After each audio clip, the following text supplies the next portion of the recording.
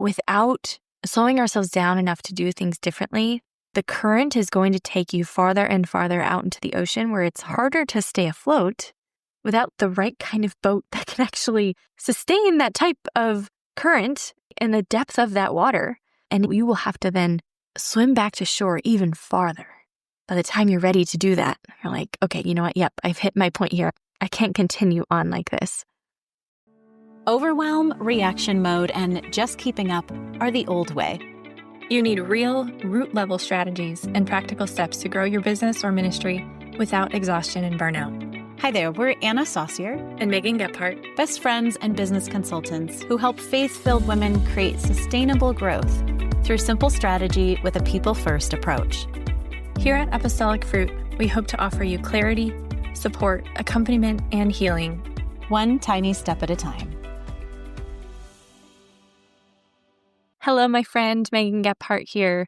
Welcome back to the podcast. We are going to be covering a little bit of a follow-on from the last episode where we discussed what do we do when everything feels urgent? How the heck do we prioritize when everything feels like it's coming at us and it's all important? So today we are going to start to open up a little bit more space for talking about how do we stabilize the now? How do we bring you some immediate relief while opening room for a more sustainable foundation?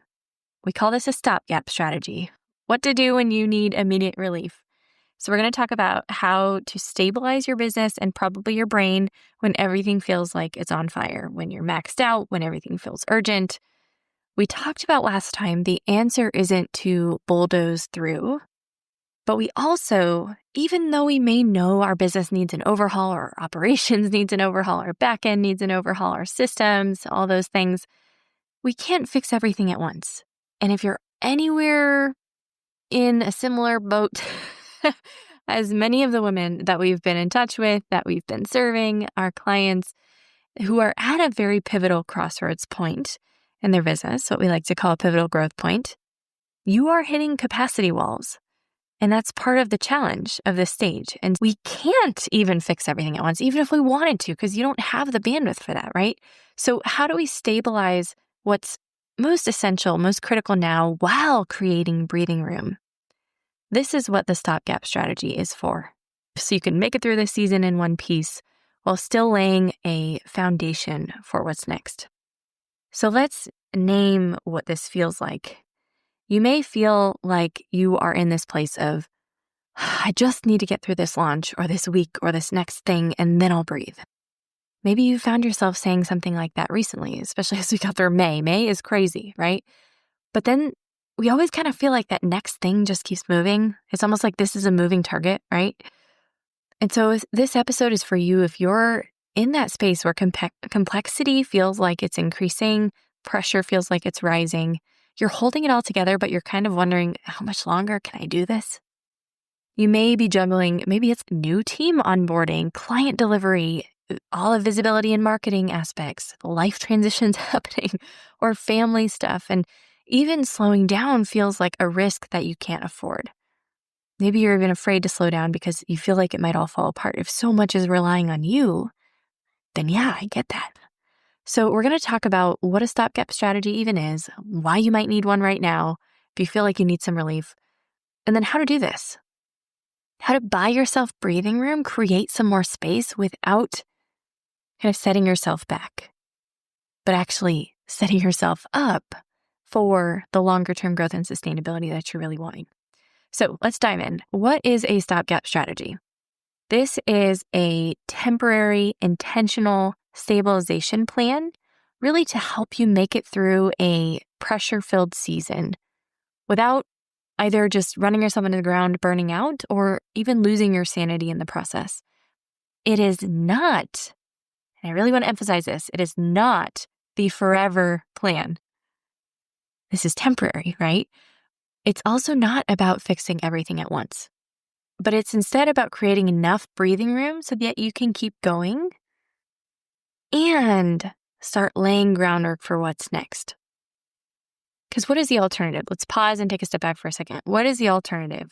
we keep pushing forward and pushing through and doing what we're doing, probably on the hamster wheel. And we need space, we need breathing room, or we're like begging for it, right? But we don't know how to open that up yet. And without opening that up, we can't start laying the foundation for more stability and for more sustainability at the end of the day.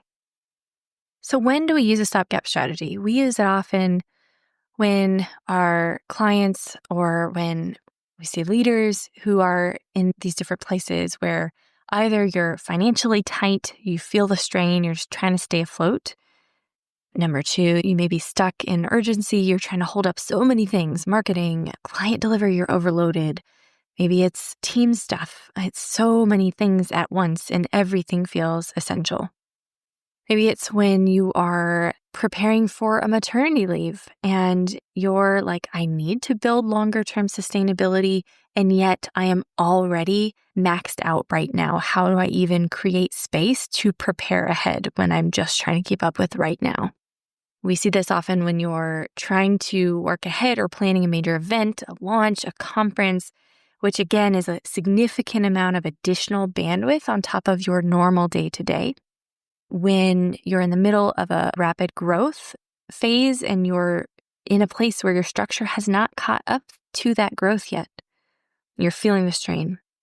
Or maybe it's a time when you're like, there's a lot of life stuff happening right now, and I'm just carrying a heavy load.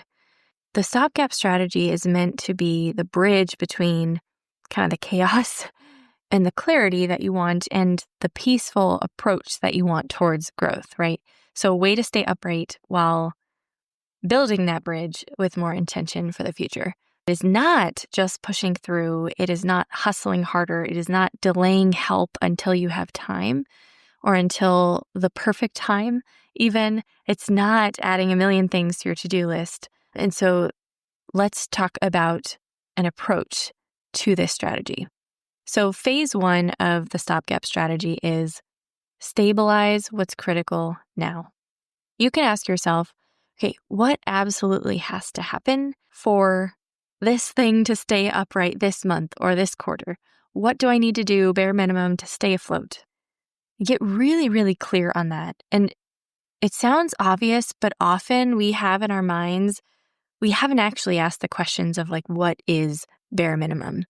If you've heard another podcast episode where we've mentioned this before, we often work with our clients on this and we define this for ourselves all the time, but define your minimum viable product. It could be for this week's marketing. Like, what is your minimum viable product for your sales page or for your launch? What's your minimum? You're just good enough that is going to get the results that you're looking for. What is your expectation of yourself that is not your above and beyond standard, but is your like, this is good work. This is good, solid work I can stand behind kind of standard, right? Sometimes we have to be willing to say, okay, I'm going to give myself permission to not do 3 emails this week, but to do 2 instead. Or I'm going to give myself permission to keep my sales page to all the most critical pieces. And then if I have extra time, I'm going to build it out a little bit more. So those are some examples there. Another one you can ask yourself as you're stabilizing what's critical now is, what are the biggest leaks? What is adding to the mental load unnecessarily? Where or what is the actual bottleneck in my capacity? Where am I bumping up against time and energy constraints the most? Like, what's the biggest place of friction there? What's the biggest impact of that? So just getting really clear on that specific bottleneck that's happening. And then very specifically, where can I say no or not yet, or simplify things, which we invited you into with the minimum viable product, but just across the board, like, where can I say no? Where can I say, you know what, this is not the time for this thing, and this is going to be for later. I'm going to give you a few examples here because it can just be helpful to get your mind going. So one very clear place is to simplify your business strategy. Income producing activities. Be ruthless about what these are. If it is not clearly working or having a clear return on investment, it may not be the time for this right now. It may not be essential. So if your main goal is to move the business forward or increase the financial sustainability of it, consider income producing activities such as, making invitations, following up with those you're in sales conversations with, connecting with potential clients, taking care of the business finances, and then the projects that will move things forward in your business. Another one that you could do is delay non-urgent projects. So one thing that we see sometimes that we have to kind of call our clients in on, or I say in instead of out because I think it's a more compassionate way of doing it. But at the end of the day, we sometimes identify our clients are doing a lot of extra things. And it could be in client delivery, it could be in marketing, it could even be in product development. The other day, with really good intentions, we're between big quarterly launches, we're feeling a little bit of financial strain, and so we want to put something else out there. We want to put a small offer out there.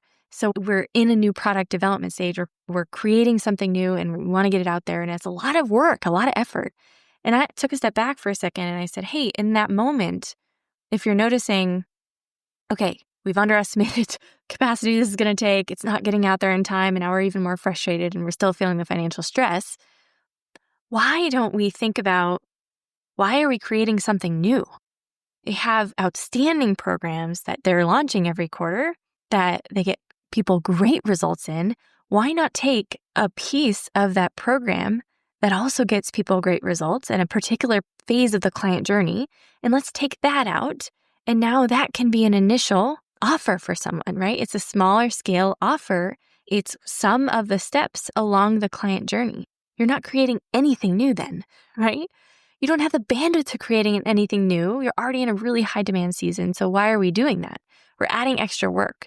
So you see that specific example, sometimes it's that critical eye of why are we doing it in this way? And we have to sometimes take that step back and think about what is an extra or what is additional complexity that I might be taking on without even realizing that it's unnecessary. And now I'm having to manage or keep up with this additional complexity. Another way that we can do this is simplifying or streamlining processes. So if you're noticing, these things are very clunky, we're running into, this is just it's creating a lot of decision fatigue, or it's different every time, or it's just not efficient. Where can we create some simple efficiencies by even just developing an SOP, a standard operating procedure, where if something is repetitively done in the business, it's done the same way every single time. And the great thing about an SOP is that as soon as you have an SOP for a redundant task, guess what? Someone else can now do that. It no longer relies on you because it's not all living in your brain. It's not the only place it exists anymore. So somebody can fall in on this process and support you in it. So that ties into my next point, which is another example is you could bring in short-term temporary help. And this could be as simple as on a monthly basis or a project basis, getting some help with email management, scheduling, client communications, contract work, or sharing the load in a very particular launch phase, let's just say, bringing on support. Now, the thing is, if we bring in short-term help, we want to make sure that we are clear. We take enough space and time initially, and it may feel like an initial investment, but it pays dividends for you and for that person to set them up for success as they come in. They have clear guidance. They know what's expected of them. And so that minimizes the back and forth communication, which can be a roadblock when it comes to delegating, because now we're spending so much additional time and energy and back and forth. And it's almost like, it's just be easier if I just did it myself, right? So that's another key there if we are going to bring in some temporary help. All right. And then another piece that I want to give an example on is loosening the pressure for yourself on content production or just churning out content at a certain rate or frequency, especially if it's draining your energy, especially if it's draining your time, and creating new content. Again, it's just like the example of the product development, right? Or that smaller scale offer that the one client was doing that I gave some feedback on. But you can ask yourself, do I have to? Because so many of us have inherited this standard for ourselves of churning out content at a certain rate and frequency. But we always have permission to do this in the way that works for us. And especially if you're already tapped out right now, it's probably not the best use of your time to always be creating brand new content from scratch and continuing to pump it out on social media, which may not be the best bang for your buck anyways. So think about the spaces that are highest converting, the spaces that are actually you being in dialogue with your people, where you're seeing more of a clear return on investment. Lean into that. And then see if you can just put the blinders on and minimize the extraneous things that are a bit more of a distraction actually in this phase. So that is the first phase of the 2-phase approach to the stopgap strategy. We're stabilizing what's critical now, and we're asking these questions to open up places where we can simplify. So this is a sort of triage, right? But I want to make a distinction. This is triaging with intention. This is not hustle, panic triage. You see the difference? We're making really intentional choices, distinctions, definitions. We're resetting expectations for ourselves and our team. We're resetting standards. We're wondering, okay, what could be different here? What might I be taking on that I don't actually need to be taking on, right? And how can I adjust? The second phase of this approach for a stopgap strategy is now we want to create breathing room.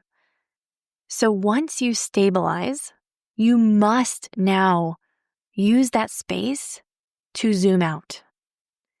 Even 60 to 90 minutes a week makes a huge difference. This is you blocking out true CEO time.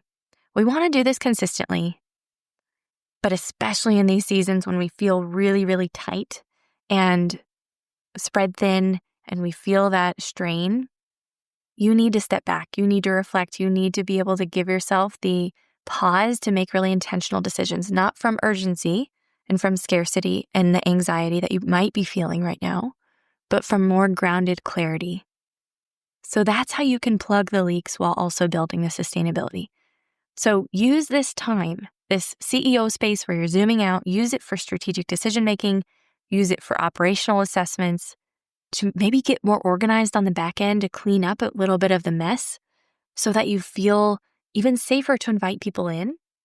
So you know they'll be well taken care of if you bring more clients on board, let's just say, as an example. Or delegation prep, if you are planning to bring a team member on to get some help, hand some things off.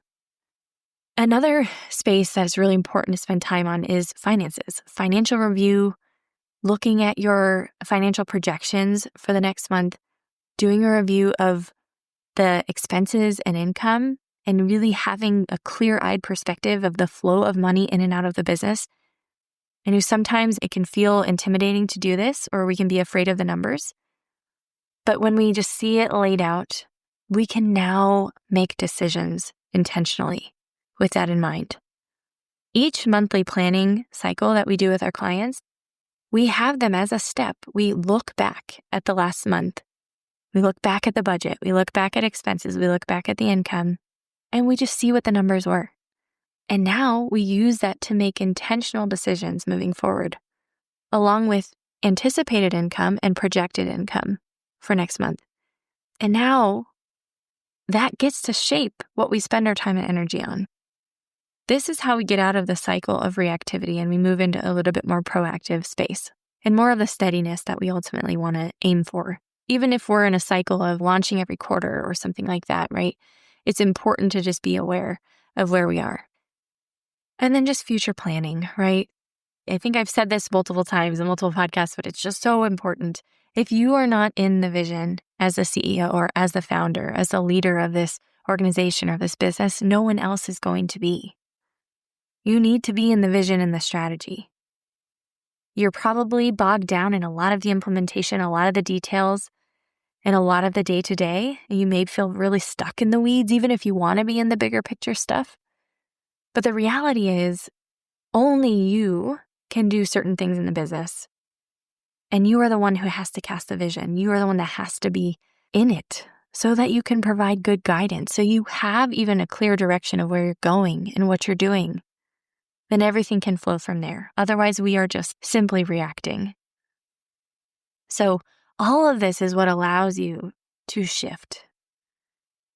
You are now directing your growth. You're not reacting. You're moving out of the survival into more strategic leadership. And this is where you also incrementally transition then from just getting through to now getting ahead. So that's the breathing room we want to create. Without doing anything differently, nothing is going to change.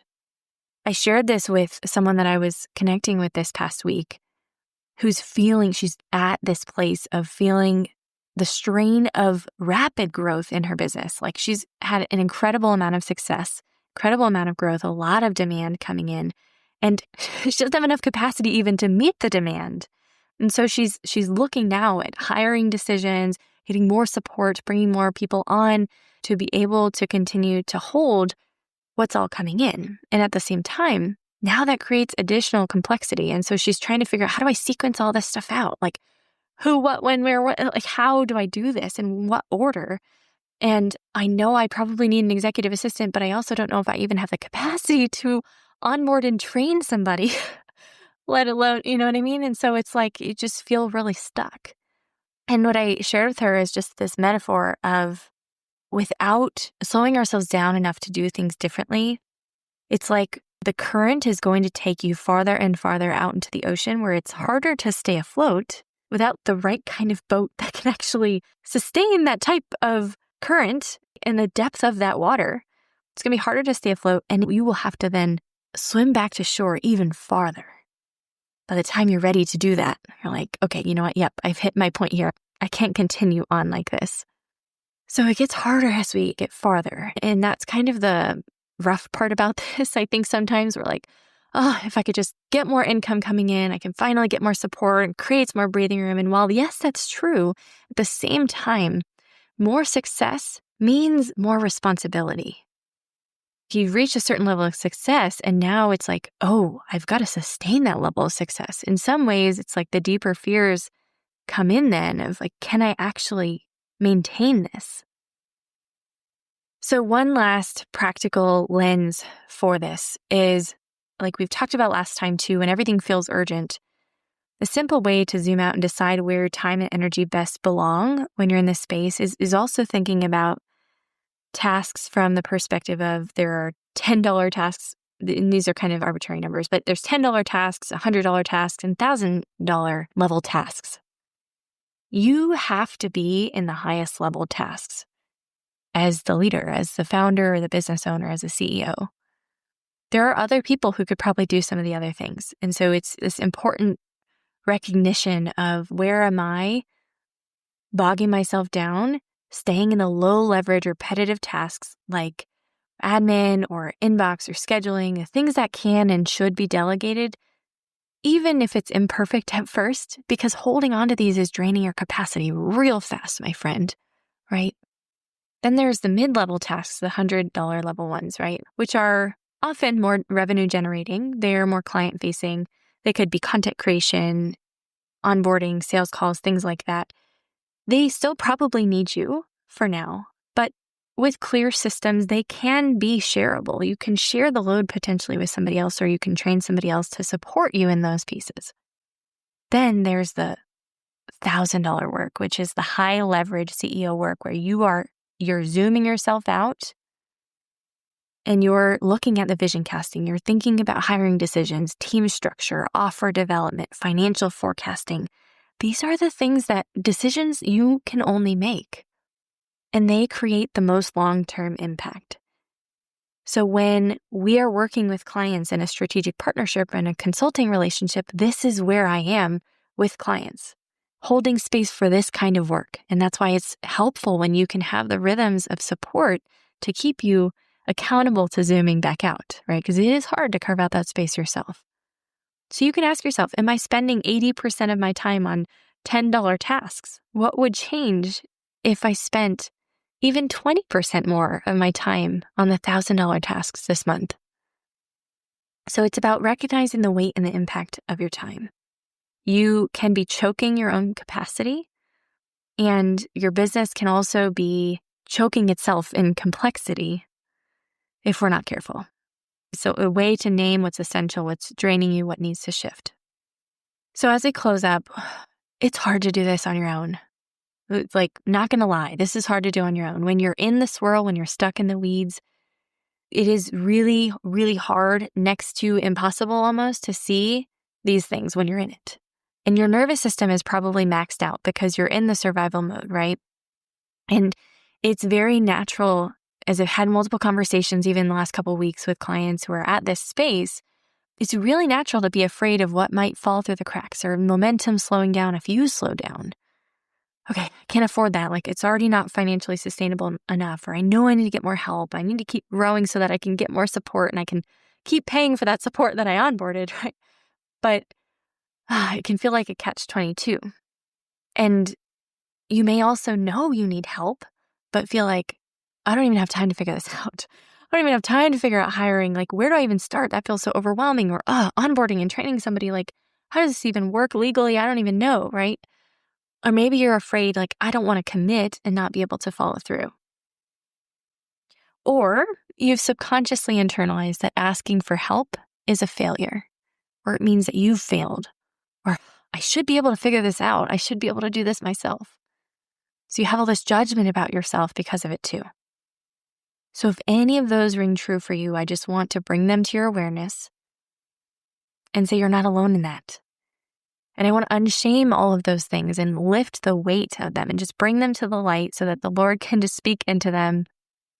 And this is also where we can help you, where a partnership could come in, where we can help you hold that swirl and figure out, how do we prioritize the essentials? How do we make it safer to receive support? The kind of support that you need, and actually discern and assess that well based on the real needs of your business. That may be being choked out by complexity right now, or just the messiness of all the things that are happening in the day-to-day. This is exactly what we do with clients. We help you map out the shorter-term relief that's going to give you the breathing room that you need, while also crafting the longer-term strategic plan and the rhythm that creates enduring capacity and sustainability. And sometimes you just need somebody to help you think out loud, to process what's all swimming around in your mind and discern the next steps and how to protect your energy also around these things that can feel hard to figure out when you're in them. Because the reality is, what got you here is not what's going to get you to the next stage. It requires a solid plan, but it also sometimes requires more than a plan, a supportive space held that can help you bring the clarity, that can bring you back to calm and support you in generating the consistent momentum that doesn't feel pressured or chaotic, but feels stable and more sustainable and life-giving to you, because that's what you deserve, my friend. We hope you loved today's episode. If so, would you take a moment to share it with a friend? If you haven't already, come connect with us human to human at apostolicfruit.com/connect. When you're ready, we'd love to support you more deeply. May the Lord bless you and keep you, make his face shine upon you and be gracious to you, And turn his face toward you and give you peace.